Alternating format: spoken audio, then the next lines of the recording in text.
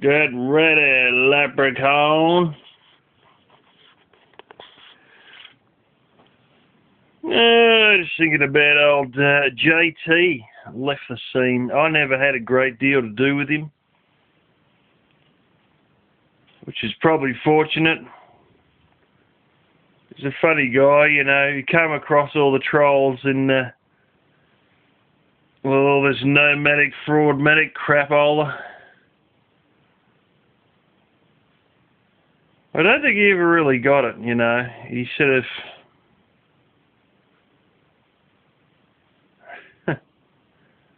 he's sort of like on another wavelength or something, you know.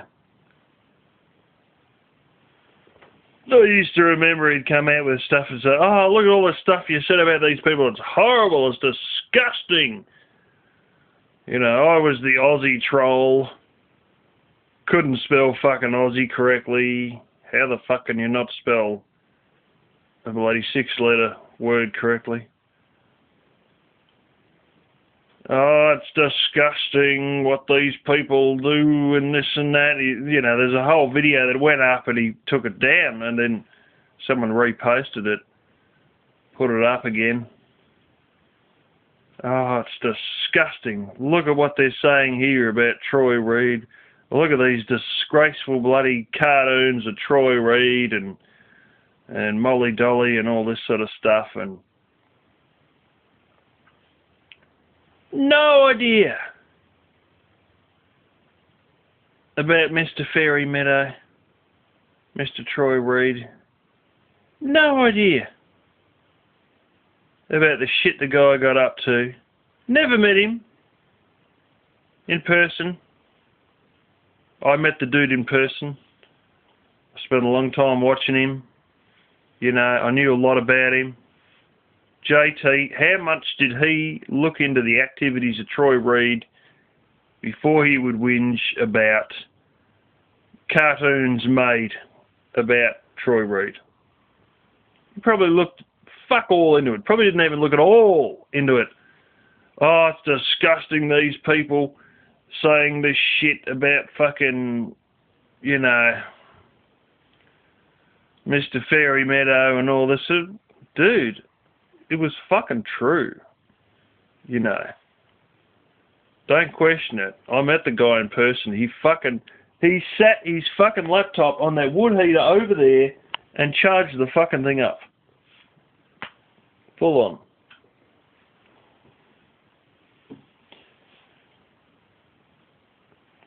But he sort of, in the end, you know, he ended up on Hangouts with people and this and that, and ended up disappearing off YouTube for a while and come back on and, you know, got a little bit involved in the boys. Apparently some of the stuff he uploaded was just re-uploads of stuff other people had made, and then those great big bloomin' music mixes, which I must admit some of the music sounded all right to me, but I know not to everybody. And, you know, subscriber drive, need more subscribers. And certain people try to, you know,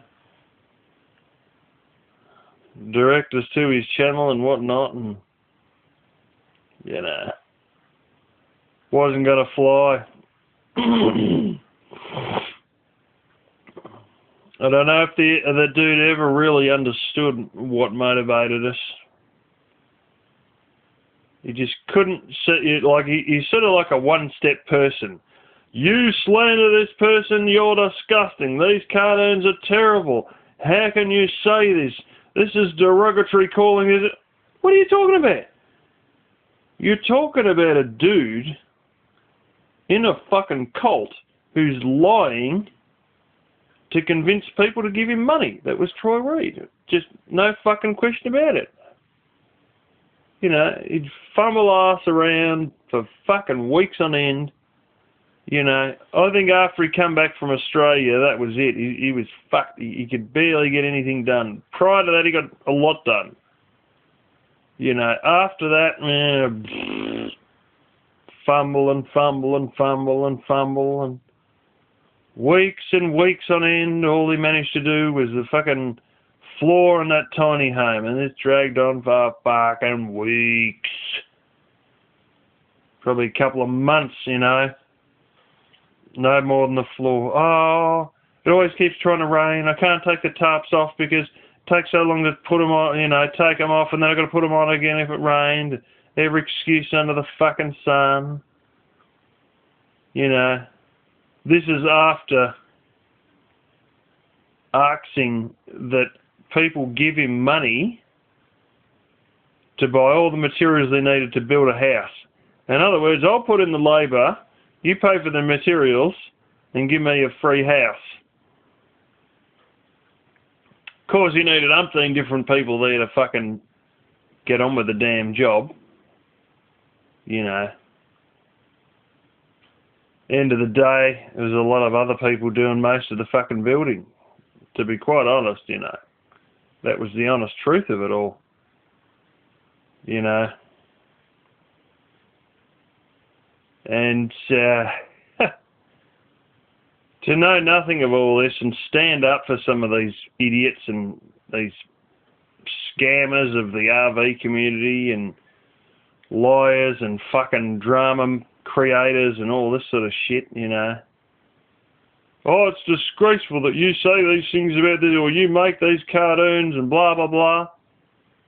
Well, it's fucking true, you know.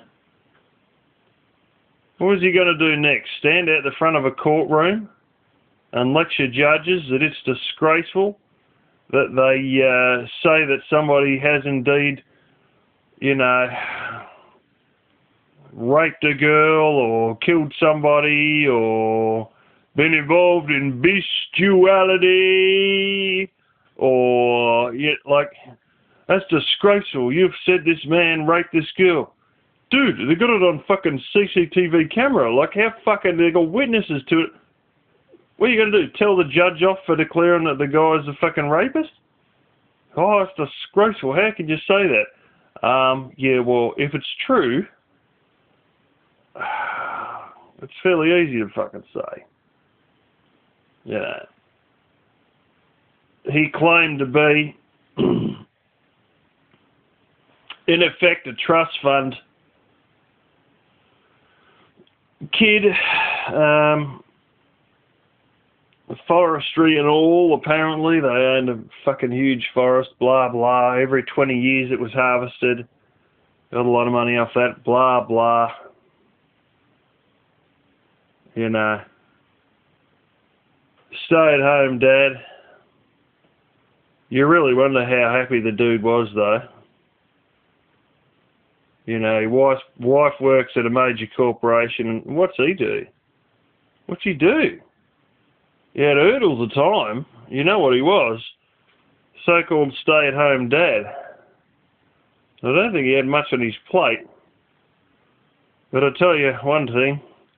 He had too much alcohol besides his fucking plate. Holy shit, I've never seen a dude age that badly. Look that aged at that actual age. Must have been a lot of fucking alcohol or something going on there to age as much as he aged. Fuck me, I've never seen someone age that much. You know, 45 and the dude looked fucking... I've seen people 68, 70 that look like that, and some of the 70-year-olds I know look better than that. And the guy was like 45, you know, fuck me. You should almost wonder if it wasn't something else. Some other unknown health problem, you know. But then again, you know, I don't know alcoholics, so it probably was just the alcohol. But anyway, a whole heap of fandangles and luxury stuff and too much time on your hands and living on another wavelength, not sort of quite understanding how a whole bunch of other people function. Wouldn't necessarily make for a terribly happy life, I suppose. But anyway,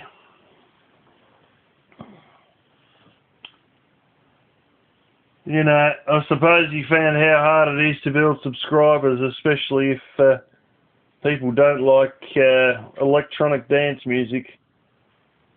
Anyway,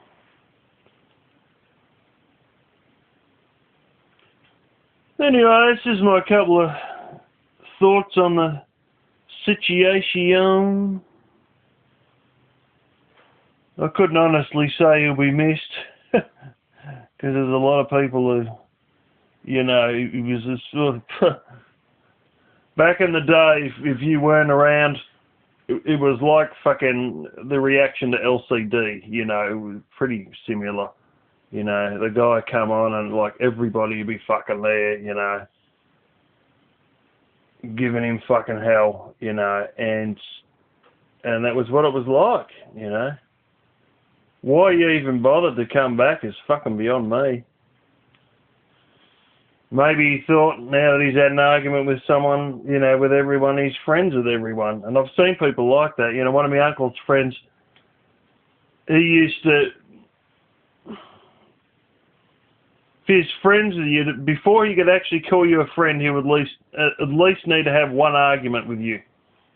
And so he'd actually deliberately start an argument to have an argument with you, to then say, we've been through thick and thin and we're friends. But he had to have an argument with you before he'd officially be friends with you. He's a strange case like that. But anyway, that's just my thoughts on the situation.